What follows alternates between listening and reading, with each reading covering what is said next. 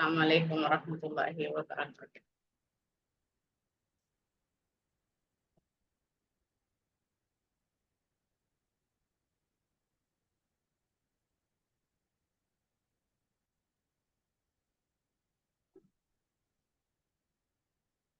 നമ്മുടെ ജീവിതം എന്ന് പറയുന്നത് ഒരുപാട് പ്രയാസങ്ങളും പ്രതിസന്ധികളും അതിൻ്റെ ഇടയിൽ ഒരുപാട് സന്തോഷങ്ങളും എല്ലാം നിറഞ്ഞതാണ്.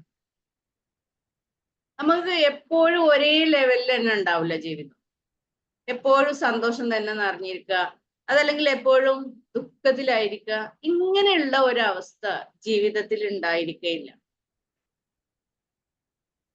പിന്നെ മഅൽ ഉസ്രി യുസ്ര എന്നാണല്ലോ.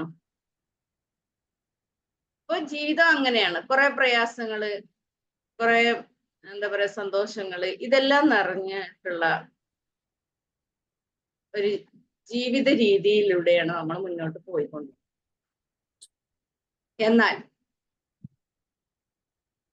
നമുക്ക് വരുന്ന ഈ പ്രതിസന്ധികള്, ഈ പ്രയാസങ്ങള്, ഇതിനെ എങ്ങനെ നമ്മൾ തരണം ചെയ്യണം? നമ്മൾ എന്താണ് ഇങ്ങനെ വരുമ്പോ ചെയ്യേണ്ടത്? നമ്മൾ ഇതിൽ തന്നെ അങ്ങ് കുടുങ്ങി നിന്ന് അതിൽ ആഴ്ന്നിറങ്ങി എനിക്ക് പറ്റിപ്പോയല്ലോ, ഞാൻ ഇനി എന്ത് ചെയ്യും, ഇങ്ങനെ വിലപിച്ചു കൊണ്ടിരിക്കാതെ നമ്മൾ ഏതൊരു പ്രതിസന്ധിയിലാണോ പെട്ടിട്ടുള്ളത് അതിനെ നമ്മൾ മറികടക്കാൻ വേണ്ടി നമ്മൾ ശ്രമിക്കണം. ഇപ്പൊ നമ്മള് മഴ പെയ്തു അല്ലെ, നമുക്കൊരു സ്ഥലം വരെ പോകണം, നല്ല മഴയാണ്. നമ്മൾ എന്ത് ചെയ്യും? നമ്മൾ അവിടെ പോകാതിരിക്കുമോ? ഇല്ലല്ലോ. നമ്മളൊരു കുട പിടിച്ചിട്ട് തന്നെയെങ്കിലും നമ്മൾ എന്ത് ചെയ്യും? നമ്മുടെ ആവശ്യങ്ങൾ നിറവേറ്റി വന്നിട്ടുണ്ടാവും. ഇതുപോലെ നമ്മുടെ ജീവിതത്തിൽ വരുന്ന ഓരോ പ്രതിസന്ധികളെയും നമ്മൾ ഇങ്ങനെയാണ്, ഒന്നുകിൽ അതിനോട് കൂടെ നമ്മൾ സഞ്ചരിച്ചു കൊണ്ടിരിക്കും, അതിൽ വീണു പോവാതെ, അതല്ലെങ്കിൽ അത് ഒരു പടുകുഴിയിലേക്കാണ് നമ്മൾ വീണു പോയത് എന്ന് നമ്മൾ അങ്ങനെ അങ്ങ്, ചില ആളുകൾ അങ്ങനെയാണ്, എന്തോ പറ്റിപ്പോയാൽ അതിലങ്ങ് വീണു പോകും. നമ്മളോട് പറഞ്ഞിട്ടുണ്ട്, കുറച്ചൊക്കെ ധനം കൊണ്ടും എന്താണ് മക്കളാലും അല്ലെ, നമ്മുടെ ശാരീരികമായിട്ടും എല്ലാം നമ്മൾ എന്ത് ചെയ്യും? പരീക്ഷിച്ചുകൊണ്ട്. അതെന്തിനു വേണ്ടിയാണ്? നമ്മളിൽ ആരാണ് നന്നായി ക്ഷമിക്കുന്നത് എന്നറിയാൻ വേണ്ടി. അപ്പൊ നമ്മൾ മനസ്സിലാക്കുക, ഇങ്ങനെയുള്ള പ്രതിസന്ധികൾ വരുമ്പോൾ നമ്മൾ ക്ഷമ കൈക്കൊള്ളുക എന്നുള്ളത്. എങ്ങനെയാണ് ക്ഷമിക്കേണ്ടത്? നമ്മളൊരു പ്രശ്നം വന്ന ആകെ വിളിച്ച് പറഞ്ഞ് കരഞ്ഞ് പിടിച്ച് നമ്മൾ ആകെ അങ്ങ് പ്രയാസപ്പെട്ട്, എന്താ പറയാ, അങ്ങനെയല്ല. ഒരു കാര്യം വന്നു കഴിഞ്ഞാൽ ആദ്യം അതിന് അസ്വബറു അസ്വദമത്തിൽ ഊലാന്ന്, അതിന്റെ ആദ്യ ഘട്ടത്തിൽ തന്നെ നമ്മൾ ക്ഷമിക്കാൻ തയ്യാറാവും. ഇതെല്ലാം നമ്മൾ അറിയുന്ന കാര്യങ്ങളാണ്, പക്ഷെ നമ്മൾ അതെല്ലാം മറന്നു പോവുകയാണ്. നമ്മൾ ഇങ്ങനത്തെ ഒരു സിറ്റുവേഷനിൽ വന്ന് പെടുമ്പോ നമ്മൾ അതെല്ലാം മറന്നു പോവുകയാണ്. അപ്പൊ നമ്മളെ വിശ്വാസം നമ്മൾ വീണ്ടെടുത്തുകൊണ്ട് ഇങ്ങനെയുള്ള പ്രശ്നങ്ങൾ വരുമ്പോ നമ്മൾ എന്ത് ചെയ്യാം? ക്ഷമിക്കാൻ വേണ്ടി തയ്യാറാവും. അപ്പൊ നമ്മൾക്കൊരു പ്രശ്നം വന്നാൽ നമ്മൾ പലതും ചിന്തിച്ചു കൂട്ടും അല്ലെ, ഞാൻ ഇനി എന്ത് ചെയ്യും, എന്റെ കുടുംബം ഇനി എങ്ങനെ ആവും, ഇങ്ങനെ പല പല ചിന്തകളിലൂടെ നമ്മൾ കടന്നു പോയിക്കൊണ്ട്. നമ്മൾ അങ്ങനെ ചിന്തിച്ച് കൂട്ടാതിരിക്കുക. നമ്മൾ ഭാവി ആലോചിച്ച് ആകെ പ്രശ്നത്തിലായി ഇനിയിപ്പോ എന്ത് ചെയ്യും എന്നുള്ള ആ ഒരു വല്ലാത്ത ഒരവസ്ഥയിലൂടെ നീങ്ങിക്കഴിഞ്ഞാൽ നമ്മൾ വീണ്ടും വീണ്ടും എന്തായിക്കൊണ്ടിരിക്കും? ഡൗൺ ആയി. അത് മാത്രമല്ല, ഇനി ഈ പ്രശ്നം ആലോചിച്ചുകൊണ്ട് നമ്മൾ ഇങ്ങനെ ചിന്തിക്കുകയാണ്, കഴിഞ്ഞു പോയ കാലത്തെ പറ്റി ചിന്തിക്കും. അപ്പൊ ഞാൻ അങ്ങനെ ആയിരുന്നെങ്കിൽ ഇങ്ങനെ ആവൂലായിരുന്നു. അങ്ങനെ നമുക്ക് വേണ്ട.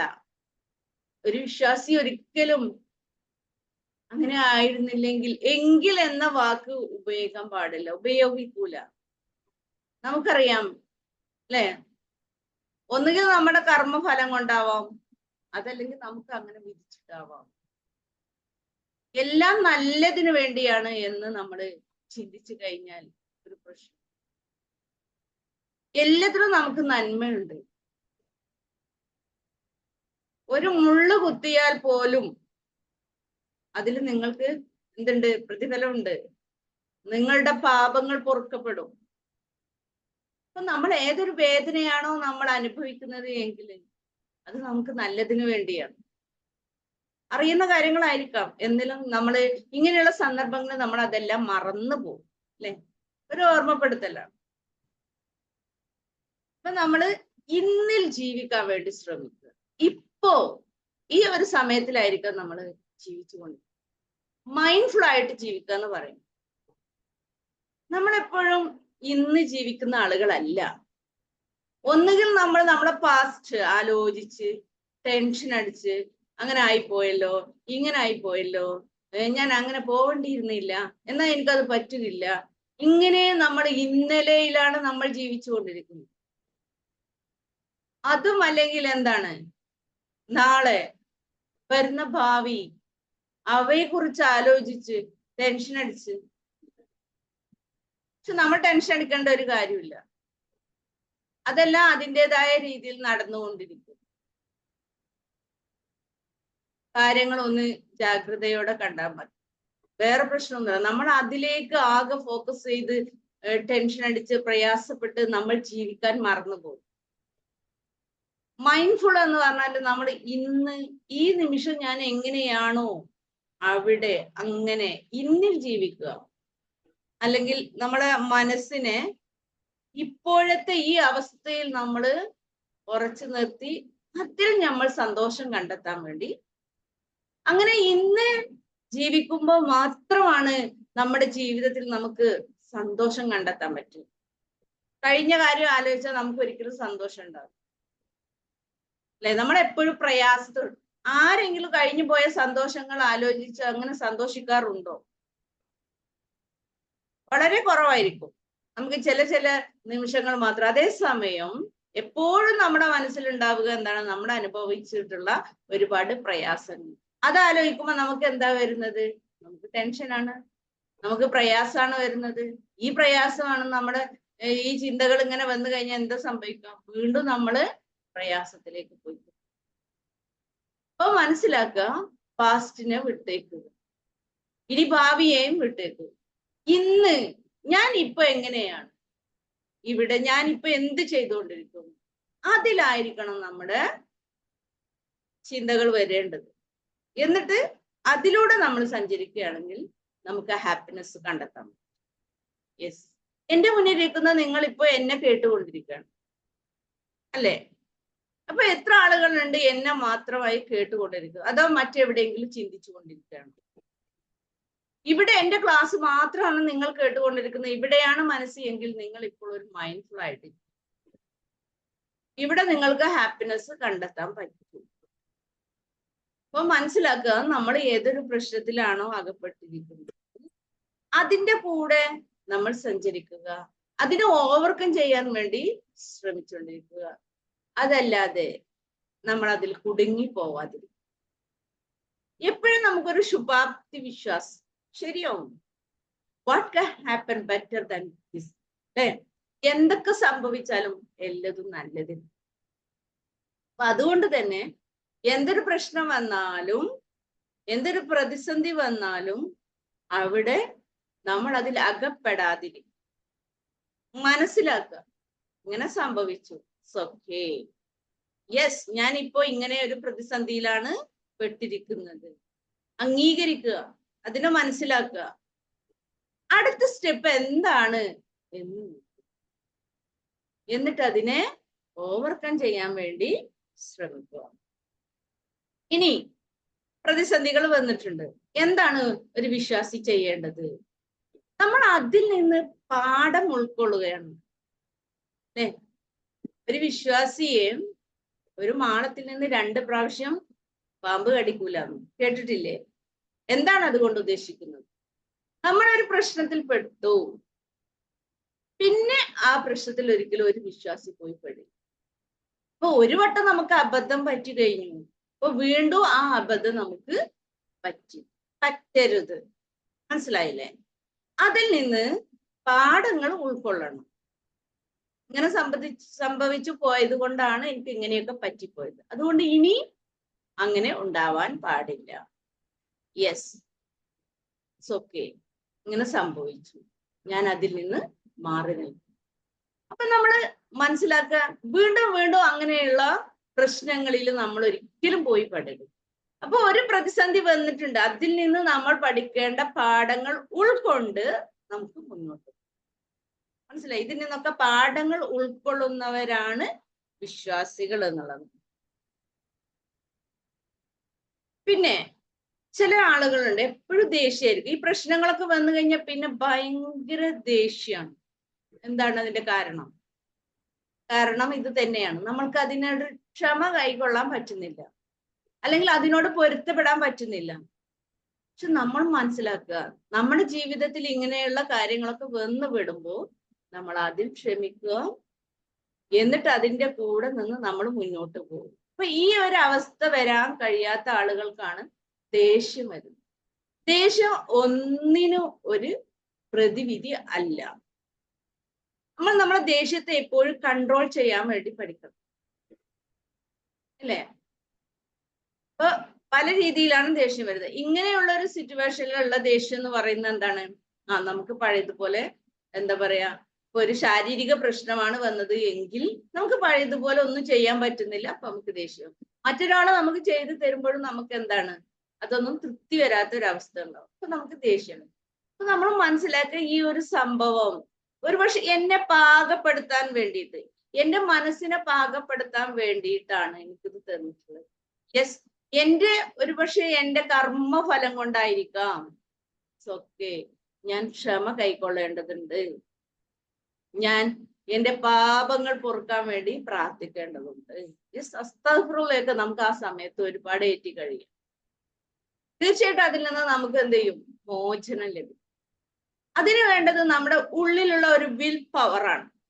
നമുക്ക് എല്ലാവർക്കും അത് ഉണ്ട്, അതില്ലാത്ത ആളുകളൊന്നും ഇല്ല. നമ്മൾക്ക് ചെറുപ്പത്തിൽ ഇതെല്ലാം ഉണ്ടായിരുന്നു. എങ്ങനെ?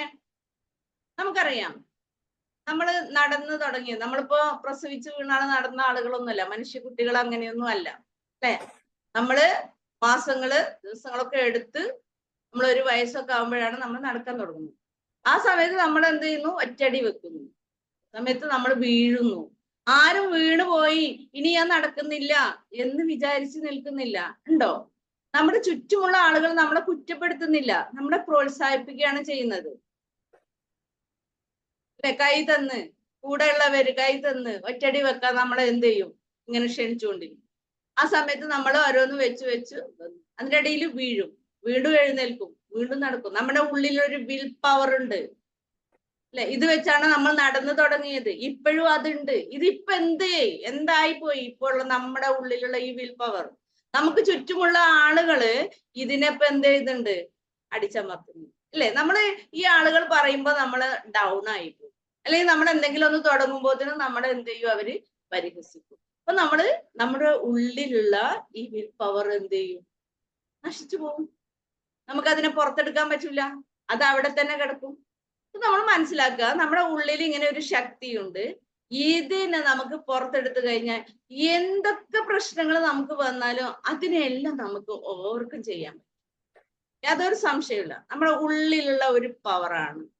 നമുക്ക് എന്തെങ്കിലും ഒരു ശാരീരിക പ്രശ്നം വന്നാലും എനിക്ക് പറ്റും എന്ന് വിചാരിച്ച് നമ്മൾ അങ്ങ് അതിനെ ഓവർകം ചെയ്താൽ തീർച്ചയായിട്ടും, ഇപ്പൊ നടക്കാൻ പറ്റാത്ത ഒരാളാണെങ്കിൽ അയാൾക്ക് എന്റെ ഉള്ളിൽ അത് പവർ ഉണ്ട് എന്നുണ്ടെങ്കിൽ തീർച്ചയായിട്ടും നമുക്ക് നടക്കാം.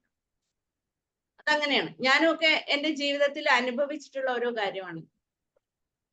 തീർച്ചയായിട്ടും നമ്മുടെ വിൽ പവർ കൊണ്ട് നമുക്ക് എല്ലാത്തിനെയും തകർത്ത് മുന്നോട്ട് വരാൻ കഴിയും.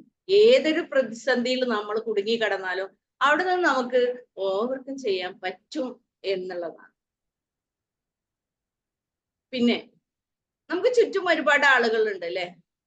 ഇവരോടൊക്കെ നമുക്ക് വിട്ടുവീഴ്ച മനോഭാവം വേണം, അല്ലെ? എന്തെന്ന് പറഞ്ഞാൽ നമ്മൾ എല്ലാത്തിനും തർക്കിക്കാൻ നിൽക്കാതെ അവർക്കൊക്കെ നമ്മളൊരു വിട്ടുവീഴ്ച മനോഭാവത്തോടെയാണ് നമ്മൾ അവരോട് പെരുമാറുന്നത്. തീർച്ചയായിട്ടും അവരെയൊക്കെ ഒരു സപ്പോർട്ട് നമുക്ക് എപ്പോഴും ലഭിച്ചുകൊണ്ട്, ഇപ്പൊ നമ്മുടെ ചുറ്റുപാടിനെ നമ്മൾ മനസ്സിലാക്കുക. നമ്മുടെ കൂടെ ഉള്ളവരെ, നമ്മുടെ എന്താ പറയാ, കൂടെയുള്ള ആളുകളെ നമ്മൾ വളരെ സ്നേഹത്തോടെ, ഇനി അവരെ ഭാഗത്തു നിന്ന് എന്തെങ്കിലും വന്നിട്ടുണ്ടെങ്കിൽ അവരോടൊന്ന് ക്ഷമിക്കാൻ വേണ്ടിയിട്ട് നമ്മൾ തയ്യാറാവുക എന്നുള്ളത്. മറ്റൊന്ന്, ഇപ്പൊ ഒരു പ്രശ്നം വന്നു കഴിഞ്ഞാൽ നമ്മൾ എന്ത് ചെയ്യും? ഓ, ഞാൻ ഇങ്ങനെ ആയി പോയല്ലോ, അവരിപ്പോഴും അങ്ങനെയാണ്, അവരിങ്ങനെയാണ്, അല്ലെ? അവരൊക്കെ എന്തൊക്കെ ചെയ്ത് കൂട്ടുന്നുണ്ട്, പക്ഷെ അവരൊന്നും പഠിച്ചവൻ കാണുന്നില്ലേ? ഇപ്പോഴും എന്താണ്, അവരൊക്കെ നല്ല രീതിയിൽ കഴിയുന്നു. ഇങ്ങനെ മറ്റുള്ളവരെ നമ്മൾ താരതമ്യപ്പെടുത്തിക്കൊണ്ടിരിക്കും. അത് വേണ്ട.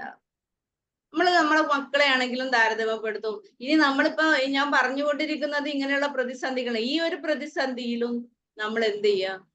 ക്ഷമ കൈക്കൊള്ളുക. മറ്റുള്ളവരെ നോക്കിക്കൊണ്ട് അവരങ്ങനെയാണല്ലോ, അവർക്കൊന്നും ഇല്ലല്ലോ, എന്നെ മാത്രം എന്താ ഇങ്ങനെ ചെയ്തിട്ടുള്ളത് എന്ന്. പക്ഷെ നമ്മൾ മനസ്സിലാക്കുക, അള്ളാഹു നമ്മളെ സ്നേഹിക്കുന്നതിന്റെ ഭാഗമായിട്ടാണ് നമുക്ക് ഇങ്ങനെയുള്ള പരീക്ഷണങ്ങളെല്ലാം വന്നത്. അപ്പൊ നമ്മൾ അതിൽ ക്ഷമ കൈക്കൊണ്ടാൽ തീർച്ചയായും നമുക്കതിൽ പ്രതിഫലമുണ്ട്. മനസ്സിലായില്ലേ? അപ്പോ എന്റെ ഇന്നത്തെ ക്ലാസ് ഞാനിവിടെ അവസാനിപ്പിക്കണം. സമയം ഒരുപാട് വൈകിയിട്ടുണ്ട്. അപ്പൊ ഓക്കെ, ഈ കാര്യങ്ങളൊക്കെ നിങ്ങൾ മനസ്സിലാക്കുക, എല്ലാത്തിലും ക്ഷമ കൈക്കൊള്ളാൻ വേണ്ടി ചെയ്യാം. Okay, thank you.